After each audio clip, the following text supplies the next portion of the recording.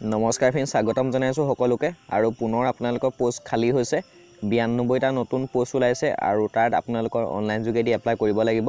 আৰু online apply চলি আছে, অসমৰ সকলো ল'ৰা ছোৱালীয়ে এপ্লাই কৰিব পাৰিব যদিহে কোৱালিফিকেশ্যনটো মিলে। তো এনেকুৱা ধৰণৰ আহিছে পোষ্টবিলাক, কিমান কোৱালিফিকেশ্যন লাগিব সকলোখিনি আলোচনা কৰা হ'ব। তো আপোনালোকে ভিডিঅ'টো সম্পূৰ্ণ শেষলৈ চাই থাকিব। ফ্ৰেণ্ডছ, এইটো হৈছে এটা ফেচবুকৰ পেজ হয় আৰু ইয়াত বিভিন্ন ধৰণৰ জবৰ পোষ্টবিলাক মই শ্বেয়াৰ কৰি দিওঁ। তো আপোনালোকে যদি লাইক কৰিব বিচাৰে পেজটো, তেতিয়াহ'লে আপোনালোকে মোৰ ভিডিঅ' ডেছক্ৰিপশ্যনৰ লিংকটো পাই যাব।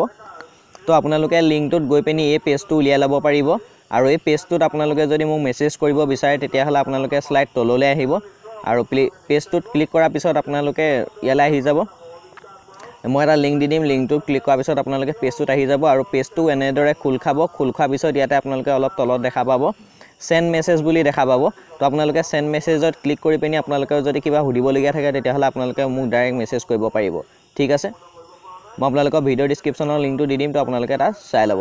তো এডভাৰটাইজমেণ্টটো আহিছে আপোনালোকৰ এলাহাবাদ বেংকৰ ফালৰ পৰা আহিছে। গভৰ্ণমেণ্ট অফ ইণ্ডিয়া অৰ্থাৎ ভাৰত চৰকাৰৰ চাকৰি হয়। তাৰ কাৰণে আপোনালোকৰ অনলাইন এপ্লাই চলি আছে। 9 এপ্ৰিলৰ পৰা চলিছে আৰু 29 এপ্ৰিললৈকে আপোনালোকৰ অনলাইন এপ্লাই চলিব। আৰু তাৰ কাৰণে আপোনালোকৰ ৰিটাৰ্ণ এক্সাম হ'ব, সেইটো হ'ব জুন মাহত হ'ব। আৰু পোষ্টবিলাক এনেকুৱা ধৰণৰ আছে, আপোনালোকৰ ছিকিউৰিটি অফিচাৰৰ পোষ্ট আছে 10টা আৰু চিভিল ইঞ্জিনিয়াৰিঙৰ পোষ্ট আছে 4টা, মেনেজাৰৰ 1টা, মেনেজাৰ ইন ল 15টা। ঠিক তেনেদৰে আপোনালোকৰ বিভিন্ন ধৰণৰ ওলাইছে, 2টা ওলাইছে, 3টা, 1টা এনেদৰে ওলাইছে। যিটো ফাইনেন্সিয়েল এনালিষ্ট আছে তাৰ 51 পোষ্ট, সেইটো বেছি আছে। টোটেল হ'লগৈ আপোনালোকৰ 92টা পোষ্ট। আৰু এই বিভিন্ন কাষ্টৰ কেটেগৰীবিলাক ইয়াত ভাগ কৰি দিছে, আপোনালোকে চাই ল'ব পাৰিব ইয়াত। তাৰপিছতে আহিলে আপোনালোকৰ তলত দিছে যিটো পে স্কেল তথা চালাৰী দিছে। চালাৰীটো বিভিন্ন ধৰণৰ পোষ্টৰ বেলেগ বেলেগ। মিনিমাম আপোনালোকে 23,700 টকাৰ পৰা 30,000 টকা, 42,000, 45,000 এনেকুৱা ধৰণৰ আপোনালোকে চালাৰীবিলাক পাব পাৰ মান্থ। তাৰপিছত ইয়াৰ কাৰণে আপোনালোকৰ যিটো কোৱালিফিকেশ্যন হয়, কোৱালিফিকেশ্যনটো এনেকুৱা ধৰণৰ, যিটো ছিকিউৰিটি অফিচাৰ আছে তাৰ কাৰণে আপোনালোকৰ বয়স লাগিব 20ৰ পৰা 35 বছৰ ভিতৰত হ'ব লাগিব।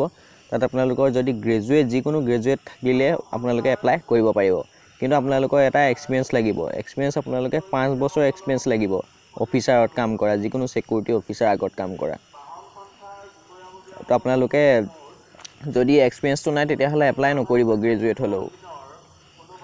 তাৰপিছতে আহিলে 2 নম্বৰ চিভিল ইঞ্জিনিয়াৰিং। তাৰ কাৰণে বয়সটো 20ৰ পৰা 35 বছৰ আৰু কোৱালিফিকেশ্যনটো এনেকুৱা ধৰণৰ, 4 বছৰ আপোনালোকৰ চিভিল ইঞ্জিনিয়াৰিং কৰা চাৰ্টিফিকেট লাগিব, BE নাইবা BTECৰ, তাত এক্সপিৰিয়েঞ্চ নালাগে। 3 নম্বৰ পোষ্টটো হৈছে আপোনালোকৰ মেনেজাৰ ফায়াৰ ছেফটি আৰু তাৰ কাৰণে আপোনালোকে BE ফায়াৰ নাইবা BTEC ছেফটি এণ্ড ফায়াৰ ইঞ্জিনিয়াৰিঙত পাছ কৰিব লাগিব। যদি আপোনালোকে BTEC BE এনেকুৱাবিলাক কৰিছে, এপ্লাই কৰিব পাৰিব। কিন্তু আপোনালোকৰ মিনিমাম 3 বছৰ এক্সপিৰিয়েঞ্চ থাকিব লাগিব ফায়াৰত কাম কৰা। 4 নম্বৰটো হৈছে মেনেজাৰ ইন ল। তাৰ কাৰণে আপোনালোকে ডিগ্ৰী পাছ কৰিব লাগিব, ল পাছ কৰিব লাগিব, অৰ্থাৎ LLB পাছ কৰিব লাগিব।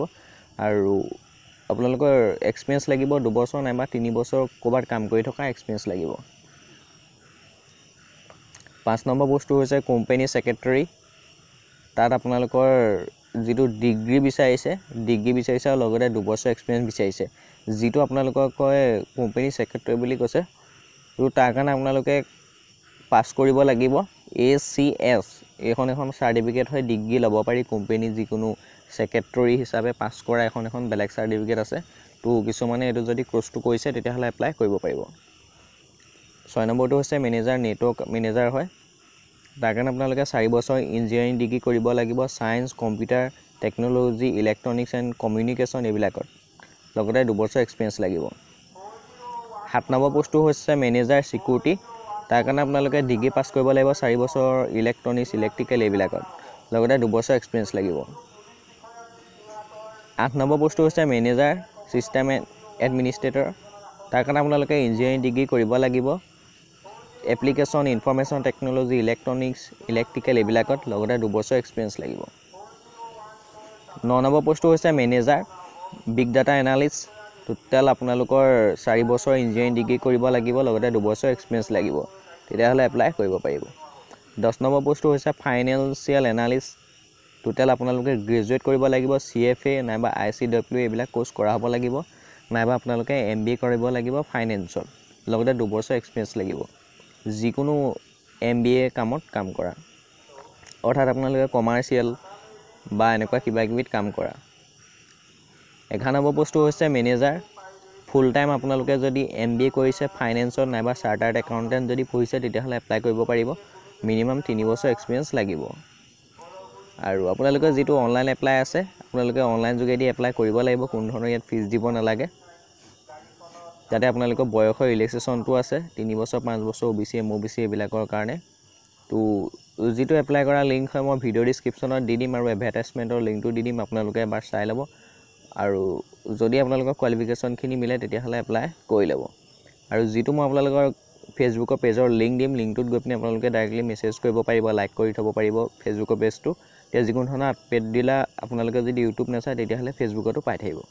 তো ভিডিঅ'টো ইমানখিনিয়ে। ভিডিঅ'টো ভাল লাগিলে লাইক কৰিব, কমেণ্ট কৰিব।